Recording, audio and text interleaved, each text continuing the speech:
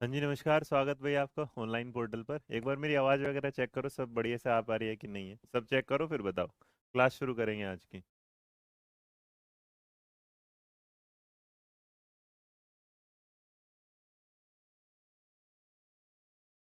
जी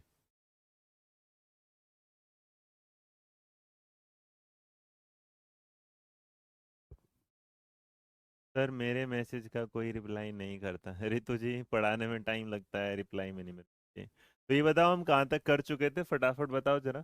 उसके बाद शुरू करेंगे।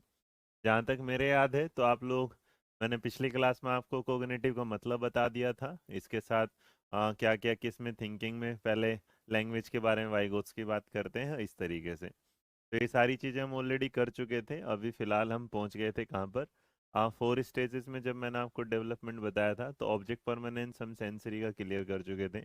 और फिर तुम बोले सर जी हम थक गए, और थक गए तो तुमने बोला कि अब आप क्या करोगे, थोड़ा सा रिफ्लेक्सेस वाला मैंने आपको समझा दिया था। और हम पहुंच गए थे अपने इनके साथ, और जिसमें आपने ये दो चीज़ें पढ़ ली थी, रिवर्सिबिलिटी पढ़ ली थी, सेंट्राइजेशन पढ़ लिया था, और क्या पढ़ लिया था भाई, आखिरी में आप यहाँ तक। तो हम पहुंच चुके थे अपने सेकंड पार्ट पर, ठीक है ना?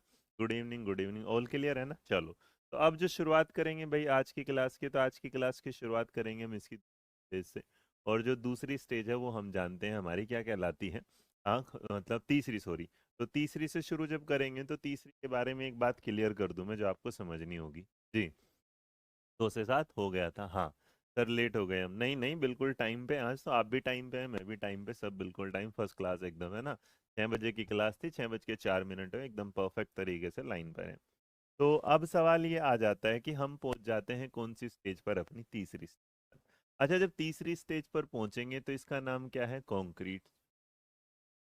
Concrete operational. तो देखो, कॉन्क्रीट ऑपरेशनल के बारे में एक बात मैं आपको बता दूं बड़े प्यार से। कॉन्क्रीट जो वर्ड है ना, कॉन्क्रीट को ऐसे समझिएगा, ये वाला वर्ड होता है जिसको आप हिंदी में बोलते हैं मूर्त। और मूर्त शब्द का मतलब होता है ऐसी कोई भी चीज जिसे आप क्या कर सकते हैं, देख सकते हैं। जिसे क्या आप कर सकते हैं, छू सकते हैं। तो देखना हो, छूना हो, या फिर इंग्लिश में आप इन शॉर्ट हम क्या कह सकते हैं, टच करना। आप उसे क्या है, टच, और आपका सीन। तो ये एक ऐसी स्थिति आती है जिसमें बच्चा ना चीजों को क्या है, देखना समझना क्या है, शुरू कर देता है। अब सवाल ये आता है इसको समझा कैसे जाए और इस चीज को आगे कैसे बढ़ाया जाए।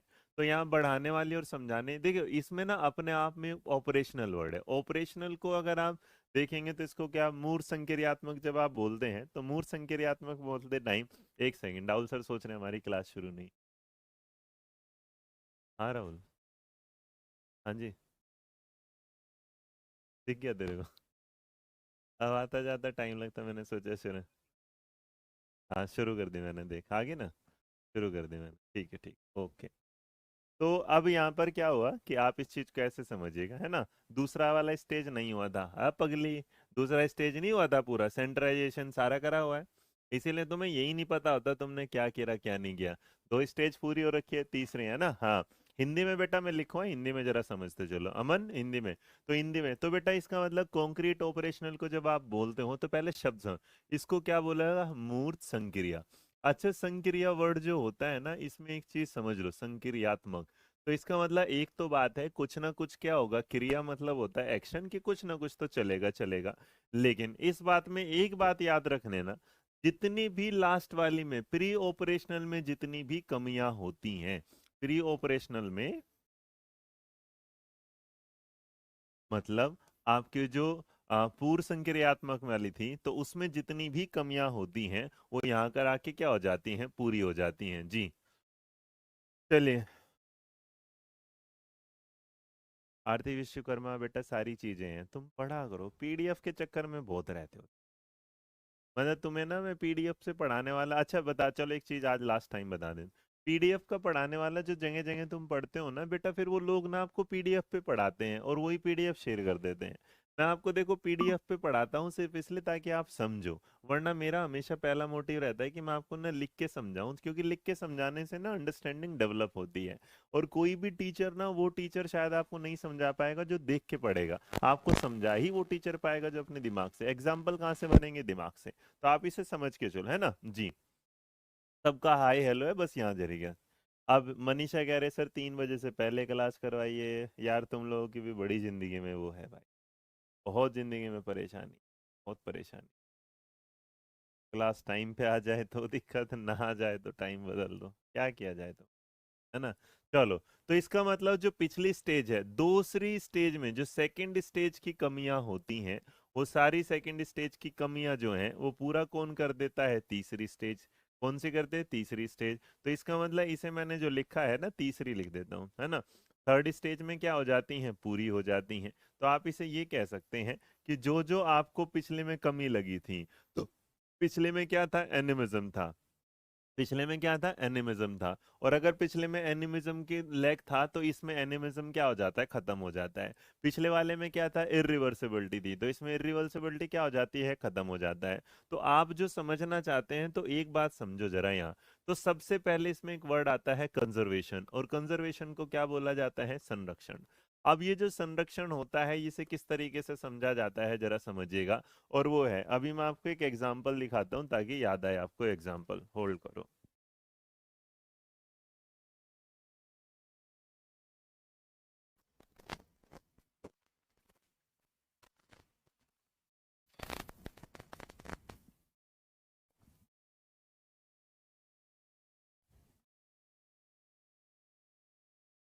तो देखो, कंजर्वेशन कुछ इस तरीके से होगा कि मेरे सामने ना दो कप हैं, एक ये वाला है जिस पर मिस्टर राइट लिखा हुआ है, और एक ये छोटे वाला कप है। तो जब पिछली स्टेज में था, तो बच्चे को लगेगा कि ये कप है ना, देखो दिखने में तो ऑब्वियस सी बात है, ये छोटा ही है, और ये क्या है, बड़ा है। तो बच्चा इसे इसी तरीके से समझेगा। तो वो बोलेगा कि किसमें ज्यादा सामान आ जाएगा, इसमें। तो अब वो उसे कहा कि अच्छा तुझे कौन सी चीज चाहिए। तो वो बोलेगा मेरे को तो बड़े वाला चाहिए, क्योंकि बड़े में ज्यादा चीज आएगी। तो वो नहीं देखेगा, इसे नीचे देखेगा, तो इसमें क्या करेगा, इसमें कम दिखाई देगा, इसमें ज्यादा दिखाएगा। अब इस तरीके से ये वाला जैसे कप है, और इसमें क्या है, चाय है, जो मैंने अभी पी नहीं, लेकिन इसमें भी कप है। तो अब उस बच्चे को ये समझ में आ जाए कि जो बड़े वाले कप की चाय है, वो छोटे वाले कप में अगर डाल दी जाएगी, तो जो बड़े वाले कप की चाय है, वो किस में समा जाएगी, छोटे में।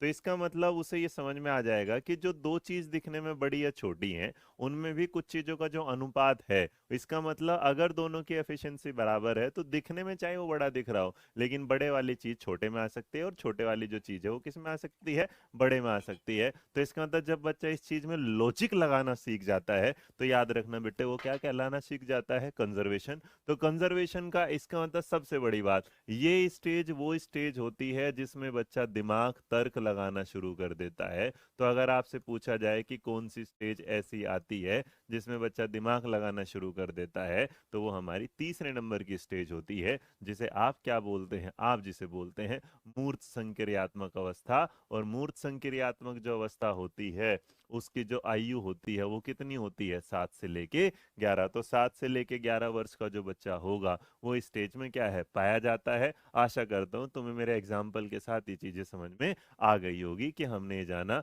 इसका मतलब दो बड़े बड़े बीकर का जो सामान दिखाई देगा, तो बच्चा इस बात को समझ जाएगा कि ये दो जो सामान है, ये इसमें क्या है, इजिली आएगा। और देखो, जो बड़ा था, दिखने में छोटा लग रहा था ये बड़ा, लेकिन इस वाले की जो सामान है वो इसमें आ गया। तो इसका मतलब जब बच्चा किसी चीज को मेजर करना या किसी चीज को रिलेट करना सीख जाता है, तो इसका मतलब वो कहाँ पर आ जाता है, वो उसके कंजर्वेशन। इसका मतलब उसे छोटे और बड़े के अनुपात के बारे में पता चले।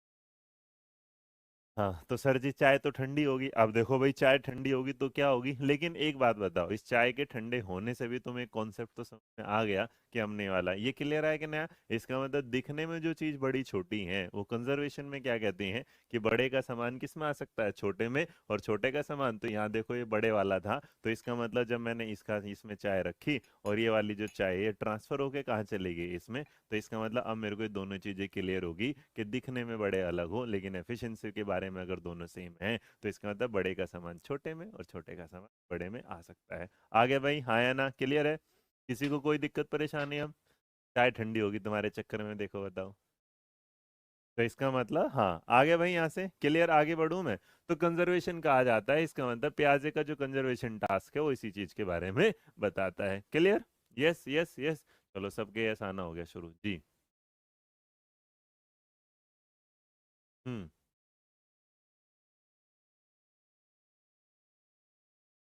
चलिए, सबका यस आ गया तो फिर आगे बढ़ते हैं। और जब आप आगे बढ़ते हैं तो आगे बढ़ने के बाद आपके सामने एक वर्ड आता है क्लासिफिकेशन, जिसे हिंदी में क्या बोला जाता है, वर्गीकरण। और जो क्लासिफिकेशन वर्गीकरण का मतलब होता है उसे क्या बोला जाता है? देखिए, क्लास का मतलब होता है वर्ग, है ना। क्लास का मतलब क्या होता है? वर्ग होता है। और जहां आप वर्ग के बारे में बात करते हैं, क्लियर है, हाँ, जहां आप वर्ग के बारे में, तो कभी कभी ना क्लासिफिकेशन का मतलब इस तरीके से समझिएगा कि आपके सामने कुछ ऑब्जेक्ट्स पड़े हैं और उस ऑब्जेक्ट्स में ना जो सेम सेम चीजें हैं उसे आपको क्या करना है, अलग करना है। अब ये वाली देखिएगा, ठीक है बेटा, पीडीएफ प्लीज, पीडीएफ सर। अरे पढ़ तो ले बेटा, पीडीएफ तो बाद में लेगा, नालायक भाई, पता नहीं। एक तो रोज तुम नए आ गए ना, पीडीएफ पीडीएफ के ना। चलो, चाय का मजा बाद में, तुम पढ़ने का मजा लो। तो क्लास का मतलब ही क्या होता है? वर्ग। अब इसे जरा समझो, ये वाली बात, क्लास का मतलब क्या होता है? वर्ग। अब इस बात को तुम इस तरीके से समझो कि मान लीजिएगा हमारे पास ना एक ये कोई वो है, एक भाई ये एक टाइप का क्या है, मतलब हल्का सा क्या है, बोट है। इसको मैंने थोड़ा गंदा बना दिया, तो जो भी है अभी समझ लेना इसको, है ना, वो धीरे से बन जाएगा। अब तुम समझे। और ये क्या है, फिल हो रखा था ऐसे। तो ये एक पोर्ट है और इस पोर्ट को तुमने जान लिया। तो अब इस पोर्ट में क्या हुआ कि मान लो इसको हम मिटा देते हैं थोड़ी देर के लिए और बेसिक सा पोर्ट बना देते हैं। और आपने ये बनाया और आपने इसको बना के यहाँ रखा, ठीक है, यहाँ पोर्ट बन गया आपका ये। अब इसमें क्या किया आपने, अलग अलग कलर के मार्बल लिए। पहले कलर के मार्बल में क्या है, ग्रीन मार्बल मान लो कुछ ये वाले। उसके बाद दूसरी तरफ उसने क्या किया, कुछ पिंक वाले मार्बल ले लिए, ये वाले। उसके बाद उसने क्या किया, बच्चे ने कुछ क्या है, व्हाइट वाले मार्बल आ गए।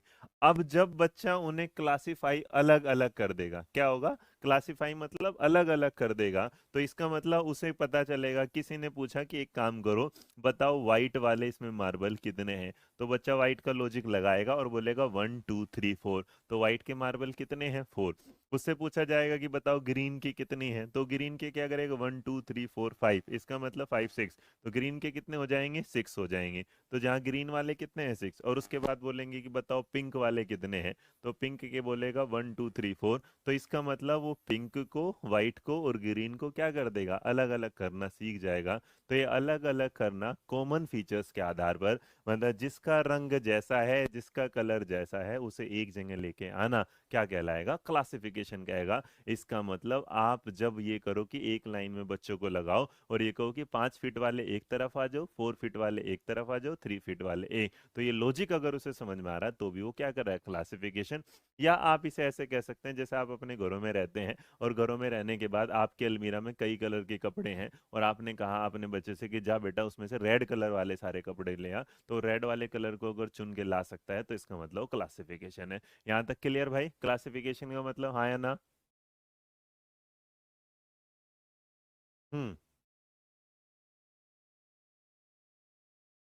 डन।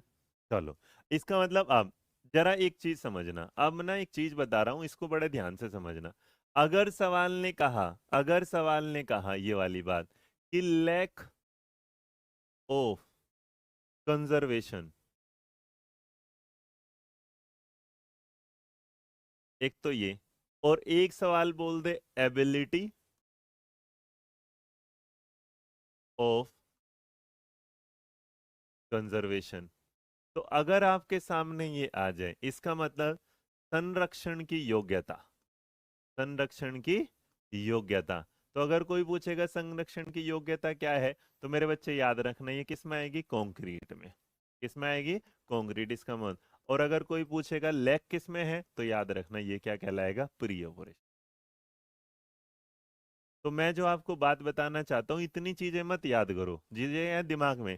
अगर कभी किसी भी के साथ वर्ड में लिखा हो, अगर लिखा हो लैक ऑफ कंजर्वेशन, तब यही है। लिखा हो लैक ऑफ एनिमिज्म हो, है ना, या फिर क्या हो, एबिलिटी टू, या फिर आप बोलेंगे कि एनिमिज्म, तो एनिमिज्म से लैक लगाने की कोई भी जरूरत नहीं है। अगर यहाँ पर ये बोलते कि लैक ऑफ क्लासिफिकेशन, क्या बोलेगा, लैक ऑफ क्लासिफिकेशन, तो क्लासिफिकेशन की अगर कमी है तो भी किस में है, प्री ऑपरेशनल में। और एबिलिटी टू ऑफ क्लासिफिकेशन किस में आ जाएगा, तो जो योग्यता आएगी, जानना सीख जाएगा, तो वो किस में जाएगा, कॉन्क्रीट में। और अगर कमी रहेगी तो इसका मतलब क्या रहेगा आपका, प्री ऑपरेशनल में। ये बात हमेशा याद रखना कि जहां कमी है वहां प्री ऑपरेशनल है, और जहां वो योग्यता आ गई इसका मतलब वो क्या है, कंजर्वेशन है। एक चीज को और समझा देता हूं। मान लीजिएगा आपसे किसी ने ये वाली पुअत पूछी कि बच्चे में एनिमिज्म कब खत्म हो जाए, एंड ऑफ एनिमिज्म, क्या बोल रहा हूं मैं, एंड ऑफ एनिमिज्म हो या एंड ऑफ क्या हो, ईगोसेंट्रिक, तो इसका मतलब खत्म हो गया, और खत्म हो गया तो लैक खत्म, और लैक खत्म तो इसका मतलब एबिलिटी में आ गया। ठीक है जी।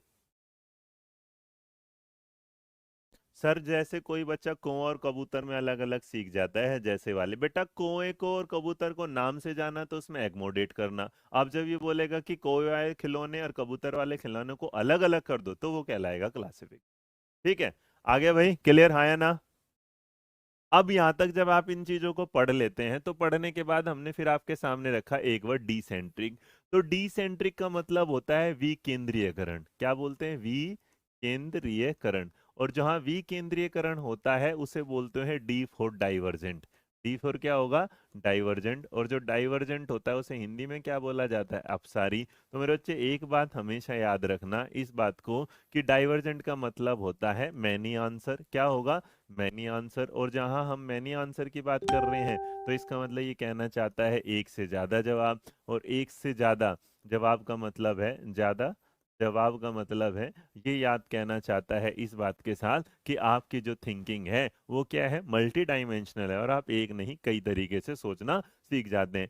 एक बात जितने भी बच्चे इसमें कंफ्यूज होंगे, मैं बार बार एक ही बात बोलूंगा, कमी है तो प्री ऑपरेशनल में, कमी पूरी हो गई तो कंक्रीट, बाकी दिमाग लगाने की जरूरत कभी भी है ही नहीं। अब आपने क्या बोला कि डाइवर्जेंट क्या है, अपसारी है, और अपसारी का मतलब है, देखो जो बच्चे आज मेरे साथ प्याजे पढ़ रहे हैं और वो प्याजे इस सोच के साथ पढ़ रहे हैं कि हमारा सी टेट में भी काम आएगा, हमारा यूपी टेट में भी काम आएगा, आगे जाके डी प्लस में भी काम आएगा, आगे जाके केवीएस में भी काम आएगा, तो हमें इसे ध्यान से पढ़ना चाहिए, डिटेल में पढ़ना चाहिए। ऐसा नहीं कि बस ऊपर ऊपर से, अगर कोई ऊपर ऊपर से पढ़ रहा है तो वो क्या है, सेंट्रिक। और ये बेटा डिसेंट्रिक का मतलब होता है जब कई पर्सपेक्टिव में देख के चलते हो। इसका मतलब जब आप ये सीख जाते हैं कि इस बात का फायदा और नुकसान कितनी जगह हो सकता है, या इस बात की जो चीजें हैं वो एक जगह नहीं कई जगह वर्क करती है, तो इसका मतलब आप हमेशा कौन सी स्टेज में होते हो, डिसेंट्रिक। और डिसेंट्रिक का मतलब होता है एक चीज के कई पर्सपेक्टिव देख के चलना। ठीक है भाई। सरोज जी हिंदी में क्या चाहिए इसमें से, मेरे बच्चे कौन सी चीजें इंग्लिश में है। भाई तुम लोग तो टीचर बनने जा रहे हो लेकिन तुम करना नहीं चाह रहे, है ना। हाँ,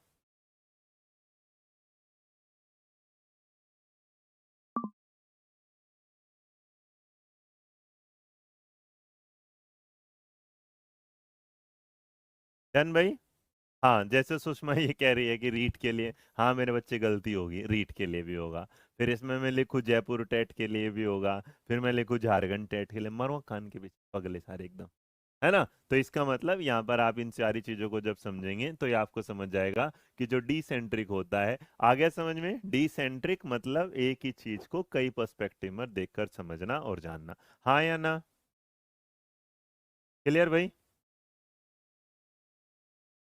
अब इसमें क्या है, रिवर्सिबिलिटी। देखो रिवर्सिबिलिटी का मतलब क्या है, पलटावली वाला। पलटावली मतलब क्या हो गया कि पहले बच्चा क्या है, इरिवर्सिबल था, इसका मतलब प्री में क्या थी, कमी थी, वो आगे जा सकता था पीछे नहीं आ सकता था। लेकिन इस वाले में क्या कर सकता है, आगे भी जा सकता है और क्या जा सकता है, पीछे भी। इसका मतलब हम ये कह सकते हैं ये वो स्टेज है जिसमें बच्चा 6 + 3 इज इक्वल टू क्या होगा, 9। और वो ये भी बता सकता है कि 9 माइनस कितना करूं कि आ जाए 6। तो इसका मतलब वो क्या जा सकता है, आगे फॉरवर्ड भी हो सकता है, और चीज में क्या हो सकता है, बैकवर्ड भी हो सकता है। मतलब चीजों के असेंडिंग में भी आ सकता है और चीजों के डिसेंडिंग में भी आ सकता है जी। अब आपके सामने ही होगा डिसेंट्रिक, और एक जरा दोबारा समझो इन दोनों को फिर एक बार। सीरिएशन का मतलब होता है आपका सारणीकरण, और सारणीकरण का मतलब होता है चीजों को क्या करना, लाइन से लगाना। लाइन से लगाने का मतलब इस तरह, जैसे पहले ए आएगा, फिर बी आएगा, फिर सी आएगा, और फिर क्या आएगा, डी। जैसे आप देखते हो पहले आपने छोटा लगाया, फिर बड़ा, फिर उसके बाद बड़ा, और उसके बाद बड़ा, ये तरह। तो एक बात याद रखना मेरे बच्चे, किसी चीज को सीक्वेंस में लगाना क्या कहलाएगा, सीक्वेंस बोलो या फिर उसे सीरियलाइजेशन बोलो। या आप दूसरी तरफ क्या कहते हैं, रिवर्सिबिलिटी, आप चीजों को आगे भी ले जा सकते हैं पीछे भी। तो सवाल पूछेगा कि एक बच्चा 1 से लेके 100 तक गिनती कर सकता है, 100 से लेके 1 तक गिनती कर सकता है, ये क्या है, तो ये रिवर्सिबिलिटी है। सवाल कहता है बच्चा 1 से लेके 100 तक गिनती कर सकता है लेकिन 100 से 1 नहीं कर सकता, तो वो क्या है? इरिवर्सिबिलिटी है। तो आना जाना अगर है तो रिवर्सिबिलिटी है, या तो आना है या जाना है, वो इरिवर्सिबिलिटी है। क्लियर भाई? अब बहुत सारे लोगों ने, आपने देखिएगा यहाँ ना, जो किताबों में से पढ़ा होगा, तो रिवर्सिबिलिटी का वो एग्जाम्पल आपको सबको पता होगा कि जिसमें आपने देखा था कि जो वाटर है उससे क्या बन जाता है? आइस। और अब बच्चा समझने लगता है कि अगर आइस है तो उसे भी दोबारा क्या बन जाएगा? वाटर। तो यहां से क्लियर हो गया वाली बात। इसका मतलब किसी चीज का आगे जाना और उसका क्या होना? पीछे जाना। जी। वेब टेट मतलब वेस्ट बंगाल टेट। बहुत बहुत धन्यवाद, आपकी जानकारी है जी। क्लियर भाई? डन।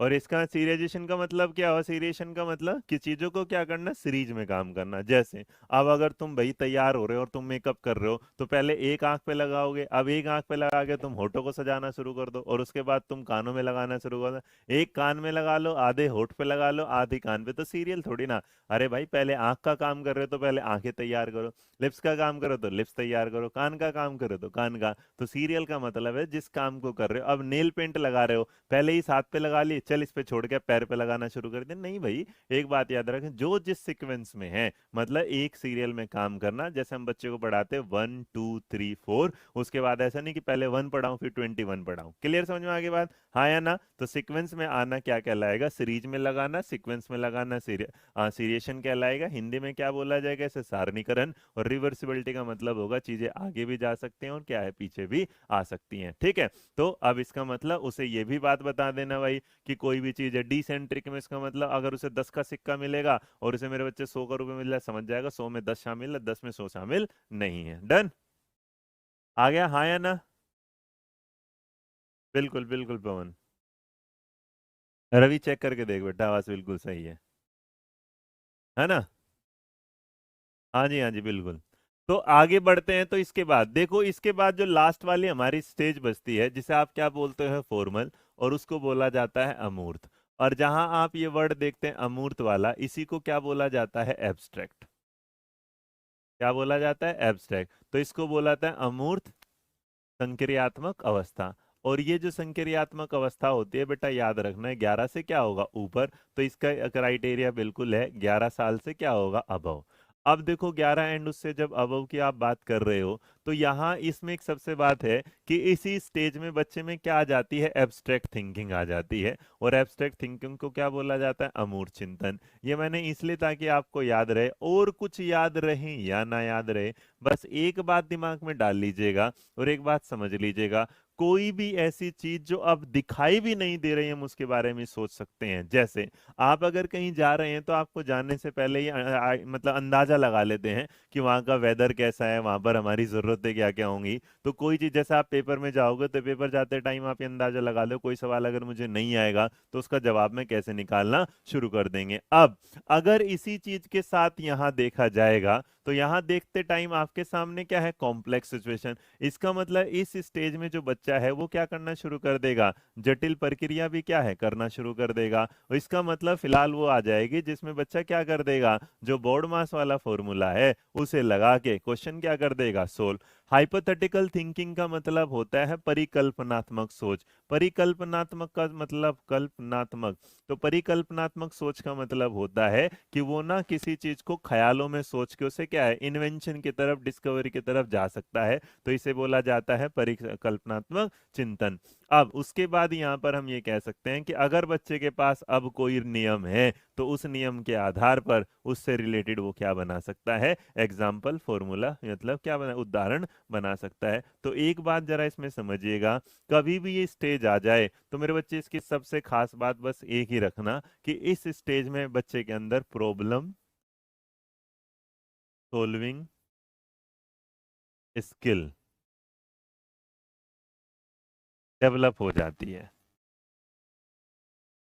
हो जाती है। मतलब यहाँ कि बच्चे के सामने कोई समस्या आएगी, अब उसे किसी के साथ की जरूरत नहीं होगी, वो अपनी समस्या को देखेगा और उसका समाधान खुद पे खुद ही लगा देगा। मतलब यहाँ कि अब इस स्टेज में जो बच्चा है उसका कॉग्निटिव डेवलपमेंट एक तरीके से कहा जाए तो लगभग लगभग क्या हो जाता है, पूरा हो जाता है। तो यहाँ पर बच्चा हर चीज को क्या है, समझना शुरू कर देता है, दिमाग लगाना शुरू कर देता है, जो नहीं है उसके बारे में सोच पाता है, जो है उसके बारे में कुछ नया सोच पाता है और चीजों को रिलेट कर पाता है, चाहे चीजें सामने हो चाहे चीजें ना। बस इसका मोस्ट इंपॉर्टेंट याद रखना कि कौन सा ऐसा प्याजे की कौन सी स्टेज ऐसी होती है जिसमें बच्चे के अंदर प्रॉब्लम सॉल्विंग स्किल्स डेवलप हो जाती है। तो उसका याद रखिएगा, उस बात का मतलब हमेशा क्या होगा, प्याजे की जो स्टेज है ये कौन सी कहलाएगी, प्याजे का फॉर्मल ऑपरेशनल स्टेज। एक सेकंड रुको, तुम्हारे मैसेज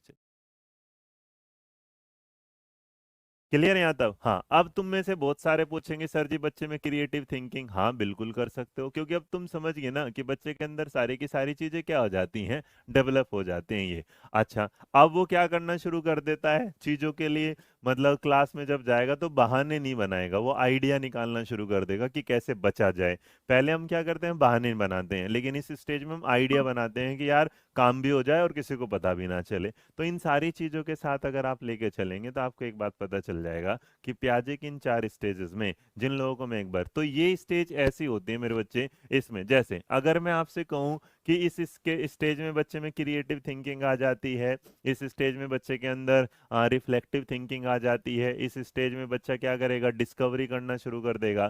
तो लेकिन मेरे बच्चे मैं कह रहा हूँ क्यों अपनी लाइफ में तुम इतने शब्द जोड़ रहे हो, जिस स्टेज में बच्चे के साथ कोई ना हो और वो अपना दिमाग लगा के सारी चीजों को सॉल्यूशन खुद ही निकालना शुरू कर दे, वो समझ लेना एब्स्ट्रैक्ट थिंकिंग का पार्ट है। बस, क्लियर? हाँ सृष्टि शर्मा बेटा, मैं एक बार दोबारा बता देता हूँ, चलो अब मैं जरा दोबारा इन दोनों स्टेज के बारे में क्लियर कर दूं ताकि आपको। स्टेज नंबर 3 में हमने जाना कंजर्वेशन। कंजर्वेशन का मतलब होता है जब बच्चा किसी चीज को क्या संरक्षण करना, संरक्षण मतलब इकट्ठा, वो ये समझ जाता है कि दो चीज जो सेम दिख रही हैं उसमें अगर कोई छोटी है या बड़ी है तो छोटी का एडजस्टमेंट बड़ी के साथ और बड़ी का एडजस्टमेंट छोटी के साथ। अब दूसरी तरफ आते हैं क्लासिफिकेशन। क्लासिफिकेशन का वर्गीकरण का मतलब होता है कि उस बच्चे के पास अगर अलग अलग कलर की कोई चीजें हैं और अगर वो मिक्स कर दी जाए और उसे कहा जाए अब उन्हें अलग अलग कर दो तो उन्हें अलग अलग कर सकता है। तीसरी जो हमने बात जानी वो क्या जानी है, हमने हमने तीसरी बात जानी डिसेंट्रिक। डिसेंट्रिक का मतलब वो अब एक चीज को एक पर्सपेक्टिव से नहीं देखता, वो एक चीज को कई सारे पर्सपेक्टिव से देखना शुरू कर देता है। उसे लगता है कि मेरी मम्मी अब मेरी नहीं है, मेरे भाई बहन की भी क्या है, मम्मी है, तो इसका मतलब उसकी जो सोच है वो सेंट्रिक ना होकर डिसेंट्रिक हो जाती है। रिवर्सिबिलिटी का मतलब होता है चीजों को आगे भी ले जा सकता है और चीज को पीछे। इसके एग्जाम्पल के रूप में क्या लिखा कि वाटर से क्या बनता है, आइस, और अब ये भी समझ जाता है कि आइस से दोबारा क्या बन जाता है, वाटर। और लास्ट में सीरिएशन का मतलब होता है किसी चीज को सीक्वेंस में लगाना। जैसे आप प्रेयर में खड़े होते तो प्रेयर में पहले छोटा बच्चा फिर बड़ा फिर बड़ा फिर बड़ा, या एक से एग्जाम्पल के तौर पे सीरिएशन, जैसे आप किचन में रहते हैं तो आप किचन में डब्बे नहीं लगाते, पहले छोटा डब्बा फिर बड़ा फिर बड़ा फिर बड़ा फिर उसके साथ क्या होगा, उसके बाद बड़ा। और जो लास्ट वाली स्टेज हमने जानी वो है कि स्टेज नंबर 4, जिसको आप क्या बोलते हैं, एब्स्ट्रैक्ट थिंकिंग। और एब्स्ट्रैक्ट थिंकिंग का मतलब होता है ये कि वो चिंतन जहां पर अब आपके सामने अगर कोई ऐसी समस्या जो आपने किसी से नहीं भी सीखी आप उसे सोल्व करना सीख जाते हैं। मतलब अब आप बिना मदद के भी आइडिया लगाना शुरू कर देते हैं, कल्पना करना शुरू कर देते हैं, रीजनिंग लगाना शुरू कर देते हैं। आप उसके साथ क्या करना शुरू करते हैं, डिडक्टिव होना शुरू कर देते हैं, मुश्किल मुश्किल कैलकुलेशन करना शुरू कर देते हैं, रेशियो प्रोपोर्शन दोनों करना। तो बस मेरे बच्चे एक ही बात याद रखना, कोई भी समस्या जब आए और उसके सॉल्यूशन के लिए बच्चा आगे बढ़ जाए तो वो जो हमारी आ जाएगी वो क्या कहलाएगी, एब्स्ट्रैक्ट थिंकिंग। क्लियर भाई ये वाला? जी। एक तो भाई मैंने बेशरम बहुत देखे, तुम लोगों से कम कम देखे, बुरा मत मानना, लेकिन ये तुम्हें शायद कोई वो टीचर नहीं बोलेगा जिसे तुमसे अपने मतलब होगा। मुझे लगता है तुम लोग ना अगर बस इसलिए पढ़ते हो कि तुम्हारा पेपर पास हो जाए, सीटेट में 90 नंबर आ जाए, डीएसएस में इतना आ जाए और उसके बाद तुम टीचर नहीं बनना चाहते, तब तुम पीडीएफ रखा करो। तुम्हें पीडीएफ ना हो गया, पीडीएफ ऐसी जान होगी कि पीडीएफ ना तुम्हारी तोते वाली जान है कि जिसके अंदर तुम सब समझते हो। यार क्या जरूरत है पीडीएफ की, मतलब तुम्हें टीचर की जब पीडीएफ की जरूरत है तो कोचिंग क्यों लेते हो, किताब खरीदो यार, पीडीएफ की जरूरत नहीं, पूरी की पूरी पड़ी रहेगी, है ना। पीडीएफ मिलेगी कि नहीं मिलेगी, क्लास खत्म नहीं हुई उससे पहले सर जी क्वेश्चन कराओगे कि नहीं कराओगे, अरे भाई पूरी थ्योरी तो हो जाने दो यार, मतलब उसको एक बार खत्म तो होने दो, फिर क्वेश्चन में सब्र तो किया करो। ये तो सोच ले तुम्हारे सर जी तुम्हारे लिए बहुत सारी चीज पहले ही सोच के लाते होंगे, लेकिन कॉन्सेप्ट क्लियर नहीं करना। तुम्हें क्या करना है, तुम्हें पीडीएफ क्लियर करनी है। तुम्हें क्या करना, अपने अकाउंट में पीडीएफ को सजा के रखना, अरे पीडीएफ है ना, हाँ फूल डालो फ्रेम पर, तुम्हारे दिमाग ये यही है। पीडीएफ की फुल फॉर्म ही तुम्हारे लिए यही है ना, फूल डालो फ्रेम पर। अब डालो फूल फ्रेम पर, और तुम्हें पता है फूल किस पे, फ्रेम पर, इस जिस फ्रेम पर फूल डल जाते हैं ना, तुम इसका मतलब समझ रहे हो क्या होता है, ये है, ये है फूल डालो, फूल डालो, है ना, फ्रेम पर। अब देखो तुम, बस यही काम है तुम्हारा। पर दिमाग, फूल किस पे डालोगे, ऊपर ऊपर डालोगे, अरे दिमाग में डालो भाई, दिमाग में। हाँ, डन, आगे समझ में। अब जिनको नोट्स नहीं बनाने होते, जिन्हें पढ़ना नहीं होता, वो सिर्फ पीडीएफ पीडीएफ चिल्लाएंगे, डालो माला, क्या करोगे इसका पीडीएफ, अरे ये लो। मैं कौन सा मना करता हूँ, लेकिन पूरा तो चैप्टर होने दो यार। जब कल पिछली बार बताया ये रहा, ये पीडीएफ में किसके लिए बना दो, मेरे को थोड़ी ना इसकी जरूरत होगी, तुम्हारे लिए बनाया मैंने ये। पर तुम अपने भाई एक नंबर के हो, तुम्हें कुछ नहीं, अभी पूरा चैप्टर खत्म नहीं हुआ सर जी, क्वेश्चन, अरे आगे समझ तो लो। ये भी तो देख लो पियाजे की इस स्टेज के एजुकेशनल के इम्प्लीकेशंस क्या है ना। पीडीएफ को रिफ करो, आ रहा है, रेस्ट इन पीस। पीडीएफ आज से क्या होगा, रेस्ट इन पीस। पगले, एजुकेशन इम्प्लीकेशन देखो, जो तुम्हें समझ में आ गया, यही तो बात थी तुम्हें, अब ये तुम्हारे सामने आ गया। शैक्षिक निहितार्थ क्या होते हैं, शैक्षिक उपयोगिता है, निहितार्थ बोला जाता है इसको। अब देखो, शैक्षिक निहितार्थ का मतलब होता है कि पियाजे की थ्योरी बच्चे में किस तरीके से एजुकेशन में काम करती है, और जो काम करती है, हाँ, वी ऑल नॉट, बिल्कुल सारे सेम नहीं है बेटा, है ना।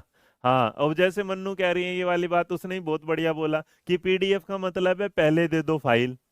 बहुत बढ़िया मेरे बच्चे, क्या दे दो, पहले दे दो फाइल, उसके बाद करना तुम सामने आके स्माइल, फिर पढ़ेंगे तुम्हारे लिए हम, उसके बाद करेंगे पेपर को क्लियर है। अरे गधे एक नंबर के, यहाँ ध्यान दो। तो यहाँ पर क्या होगा देखो, प्याजे की थ्योरी कहते हैं कि प्याजे क्या कहता है, बच्चा क्या है, एक्सप्लोरर है, साइंटिस्ट है। तो मेरे बच्चे अगर साइंटिस्ट है तो ये क्या कर रहा है, discovery learning. Normally discovery learning के बारे में कौन बात करते हैं, ब्रूनर। लेकिन प्याजे भी कहते हैं कि बच्चा क्या होता है, एक्टिव एक्सप्लोरर होता है, वो चीजों को क्या करता रहता है, खोज करता रहता है। दूसरी तरफ यूज ऑफ क्या है, मल्टीपल रिस्पॉन्सेज, वो बहुत सारे रिस्पॉन्स को क्या करना है, शुरू कर देता है। तीसरा क्या है, बच्चा क्या होता है, एक्टिव लर्नर। चौथा क्या होता है, हैंड ऑन एक्टिविटीज। अरे क्या फायदा इन चीजों का, मेरे बच्चे याद रखना, जहां प्याजे है, वो मैंने पहली लाइन में कल ही पढ़ा दिया था कि जहां प्याजे होगा वहां बच्चा क्या होगा, एक्टिव लर्नर होगा, वहां बच्चा डिस्कवरी करेगा, एक्सप्लोरर होगा, और चीजों को अपने आप से खोजने का क्या करेगा, प्रयास करेगा। अब तुम लोगों की जिंदगी में फिर आएगा कि सर जी तुमने ये तो करा दिए, एक काम और कर दो, हम लोगों के लिए तो इतना तो करो ही है ना, तो हमें क्या कर दो, इससे रिलेटेड कुछ पीडीएफ सवाल भी करा दो, ये लो। लेकिन मैं कह रहा हूं कि अभी थोड़ा सा रुक जाते, पहले मैं दोनों करा देता, पर तुम मानोगे नहीं।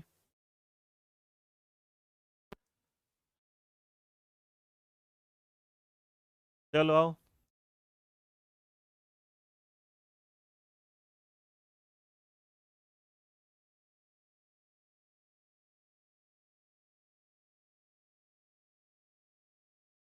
अब देखो,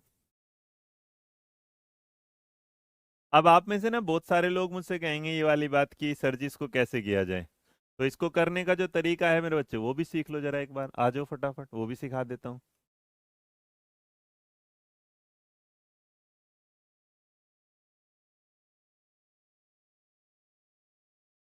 यहाँ देखो,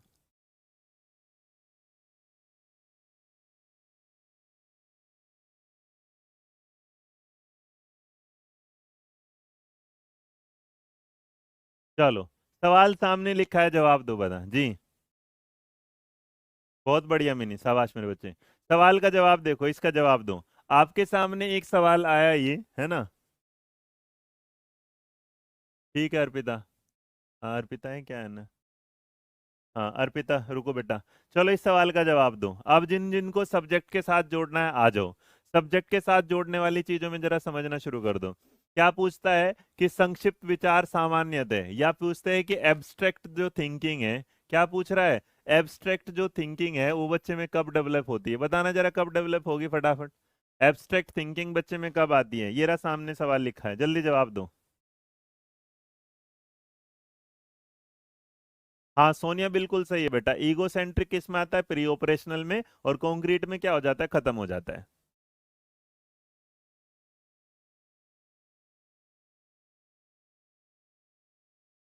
ठीक है ज्योति, एक मिनट दे बेटा। अब देखो, बहुत सारे लोग फालतू में इसके अंदर घुसने की कोशिश करेंगे। अब इन्होंने जब मैंने बता दिया कि क्या बोल रहा है एब्स्ट्रैक्ट, और एब्स्ट्रैक्ट विचार कौन से वाले विचार थे, अमूर्त विचार। और अमूर्त वाले कौन से, तो जो दिखाई नहीं देंगे, और जो दिखाई नहीं देगा इसका मतलब बेटा कॉन्क्रीट में तो रहना नहीं, वो किस में होगा, ये रहा, कौन सा होगा। तो एग्जामिनर तुम्हें अब ये थोड़ी ना फॉर्मल एब्स्ट्रैक्ट ही लिख के देगा। अब एक बात बताओ, अगर उसने इसे एब्स्ट्रैक्ट ही लिख दिया तो फिर वो सवाल क्या पूछ पाएगा, तो फॉर्मल स्टेज बोलो या एब्स्ट्रैक्ट स्टेज बोलो, दोनों की दोनों बातें क्या है, सेम। बढ़िया, दे दिया ना जवाब। अब देखो, हमने कहा कि एब्स्ट्रैक्ट थिंकिंग बच्चे में कब जनरली शुरू हो जाती है। अब अगर इसके बाद एक सवाल और देखो, कौन सा प्याजे द्वारा प्रस्तावित एक ज्ञान का प्रकार नहीं है, कि प्याजे ने ज्ञान कौन सा। अब होगा क्या कि मैंने आपको इन सवालों को इसलिए नहीं करा रहा, पहले मैं वाइगोत्स की कराना चाह रहा था, ताकि जब मैं वाइगोत्स की करा दूं तो इसका रिलेशन क्या हो जाए और बेहतर। कहता है कि कौन सा प्याजे द्वारा प्रस्तावित एक ज्ञान का प्रकार नहीं है। अच्छा, नहीं पूछ रहा है तो देखो, प्याजे क्या है, फिजिकल, उसके बारे में बात करते हैं। लॉजिकल मैथमेटिकल एब्स्ट्रैक्ट सोचेगा, हाँ जी। सोशल के बारे में कौन बात करता है, वाइगोत्स्की। ईगोसेंट्रिक भाषा के बारे में बात कौन करते हैं, हमारे प्याजे। लेकिन इस सवाल में एक बात तरीका है कि यहाँ पर जो है समाज के बारे में वाइगोत्स्की बात करते हैं, प्याजे बात नहीं करते। डन, क्लियर भाई।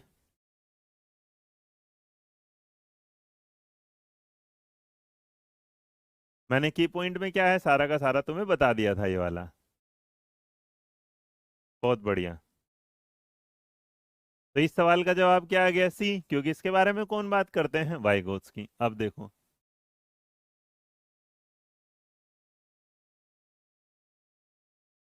अब ये पूछ रहा है कि प्याजे ने कौन से शब्द का प्रयोग नहीं किया, जल्दी बताओ कौन से का नहीं किया।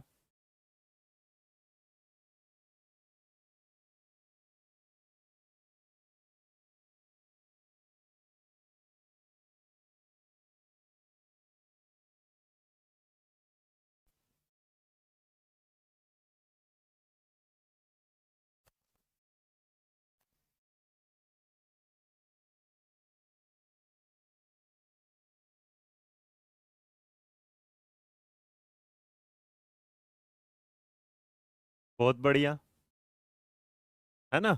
तो आपने इस सवाल का क्या जवाब दिया, क्योंकि इस सवाल में जब जवाब देंगे तो प्याजे बेटा एसिमिलेशन मैंने पढ़ा दिया, एडेप्टेशन मैंने पढ़ा दिया, ऑर्गेनाइजेशन संगठन उसमें आ ही गया। लेकिन जिसके बारे में बात नहीं करते वो सब्लिमेशन, ये एक तरीके क्या है, डिफेंस मैकेनिज्म। और डिफेंस मैकेनिज्म के बारे में कौन बात करते हैं, आगे जाके जब सिगमंड फ्रॉइड के साथ आप पढ़ोगे, एकदम परफेक्ट। कुछ लोग सोचेंगे कि सर जी ये वाला, ये जो आप सोचेंगे ऑर्गेनाइजेशन, नहीं, ऑर्गेनाइजेशन के बारे में प्याजे ने क्या किया, जब चीजों को ऑर्गेनाइज करना सीख जाएगा। अब नॉर्मली आप समझो ना खुद ही, जब आप एसिमिलेशन को समझ जा रहे हो और आप एकोमोडेशन को समझ रहे हैं, तो आप उसे क्या कर रहे हैं, अडेप्ट कर रहे हैं, और चीजों को ऑर्गेनाइज करना आप क्या है, सिखा दे रहे हैं जी।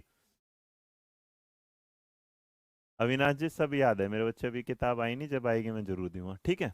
चलो, नंबर 6 आपका क्लियर हो गया। इसके बाद एक चीज और देख लेते हैं, और जो नंबर 6 के बाद है आपका क्या है, नंबर 6 के बाद, निम्न में से प्याजे के अनुसार बौद्धिक विकास का निर्धारक तत्व नहीं है। अब प्याजे ने क्या नहीं बोला, सोशल ट्रांसफॉर्मेशन के बारे में कौन बात करता है, वाइगोत्स्की। इक्विलिब्रियम के बारे में कौन बात करता है, प्याजे। एक्सपीरियंस के बारे में क्या है, प्याजे। लेकिन मेरे बच्चे जिसके बारे में बात नहीं कर रहा, सीधा सीधा दिख रहा है, जो सवाल नंबर 7 है, उसका जवाब क्या है, ए, कि उसने बौद्धिक विकास के निर्धारण में सामाजिक संरक्षण को नहीं बताया, क्योंकि इसके बारे में बताने वाले हमारे कौन है, वाइगोत्स्की। कुछ नहीं होना अर्पिता, इतना कुछ नहीं सोचा जाता। ये आप जो सवाल बना रहे बेटा, इसमें ना कंफ्यूजन के अलावा कुछ नहीं होगा। तुझे पता है, तूने पहली बार भी तैयारी करी थी, है ना, तो इस बात को दिमाग से निकाल के चल, बिल्कुल जो होता है मैं सब बता देता हूँ, फालतू में एक्सपीरियंस याद करने की जरूरत नहीं है। जी, बिल्कुल बेटा, चलेगा। अच्छा, अगर तुम लोगों से कोई ये पूछ ले कि ऑर्गेनाइजेशन का मतलब क्या होगा, और मान लो मैंने वो पढ़ाया नहीं, क्या मतलब होगा।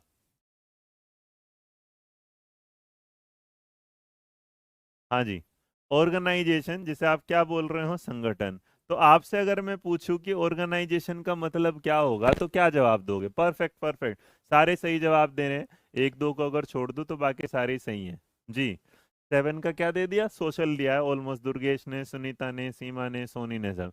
ऑर्गेनाइजेशन वर्ड का मतलब क्या होता है, कोई बता पाएगा जी।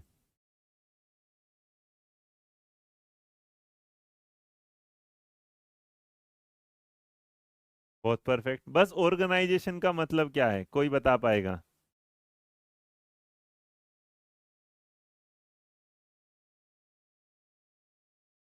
टाइम स्टार्ट नाउ, फटाफट फटाफट जल्दी बताओ, जो तुम्हारे दिमाग में आ रहा है वो बताओ। चेतना कहते हैं फिल्म, चीजों को अरेंज करना, ऑर्गेनाइजेशन करना, ठीक है, और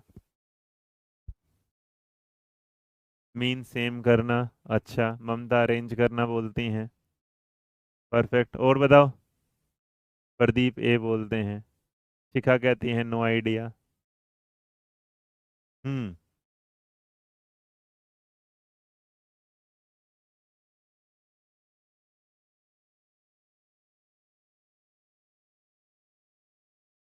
हम्म। अरे बस नॉर्मली रख के चल रहे हो ना। आप ये सारी चीजों को जानते हो, सीधा सीधा ऑर्गेनाइज करना होता है, किसी चीज को संगठित करना।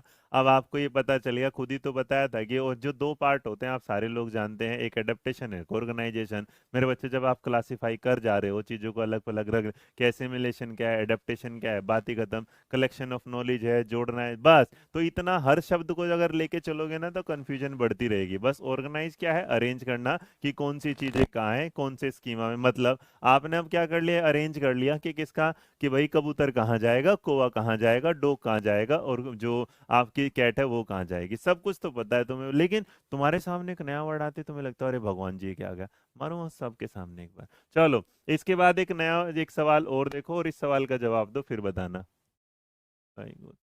ये वाइगोत्स्की की क्लास में करा हुआ, आज नहीं करा हुआ। तो पहले अब तुमसे ये वाला बात पूछ रहा है कि कौन सी अवस्था में बच्चा जो है वो सारणीकरण, वर्गीकरण वह अनुरूपीकरण सीख जाता है। क्लासिफिकेशन है, सिमुलेशन है, और टेबुलेशन जो है या सीरियलाइजेशन है, बच्चा करना सीख जाता है। बिल्कुल सारे लोगों ने सही है, चीजों को सही तरीके से लगाना।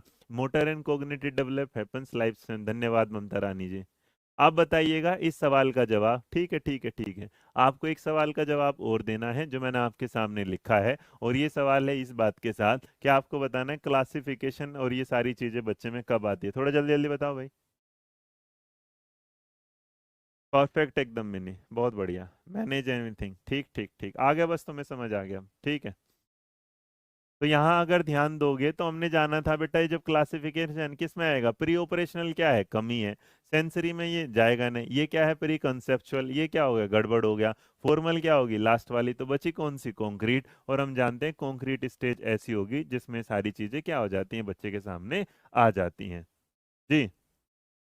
अब आगे बढ़ते हैं और नए सवाल के साथ आता है, पियाजे के सिद्धांत के अनुसार निम्न में से कौन कारक संज्ञानात्मक को प्रभावित नहीं करेगा। तो आप जो जानते हैं बेटा, इसमें क्या है, एक्टिविटीज है, मैच्योरिटी है, सोशल एक्सपीरियंस, भाषा। तो अभी बता दिया, जहां सोशल है वहां कौन है, वाइगोत्स्की होगा। और आप इस सवाल का जवाब देते ही हैं। अब एक बच्चा कहता है कि सर आप ये क्यों बोलते हो, मारेंगे कान के पीछे। तो मेरे बच्चे, अगर ये मेरा प्यार है और तुझे लगता है कि कान के पीछे, तो सॉरी टू से, मेरा इतना लंबा हाथ नहीं कि मैं तुम्हारे घर पर आके कान के पीछे बना। मैं सिर्फ तुम्हें फील कराना चाहता हूँ कि तुम ना मेरे सामने बिल्कुल बैठे हो, और अगर गलती करोगे तो उस गलती की सजा मैं दूंगा, जो सजा मैं आपको शब्दों में दे रहा हूँ, आपको फिजिकल सजा नहीं दे रहा। तो मेरा ये बोलना कि कान के पीछे मारूंगा, ये सिर्फ और सिर्फ मेरा तुम लोगों की तरफ क्या है, प्यार है। और वो प्यार इसलिए कि तुम मेरे सामने हो। बिल्कुल क्लियर, समझ में यार।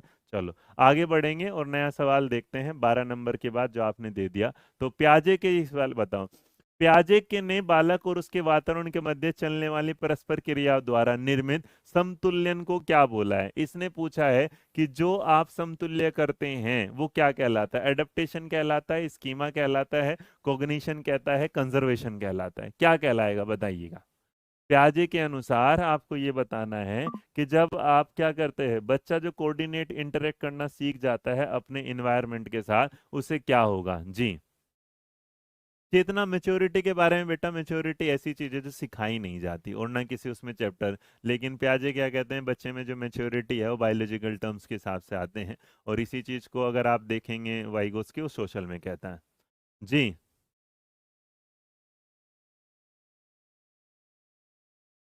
डन।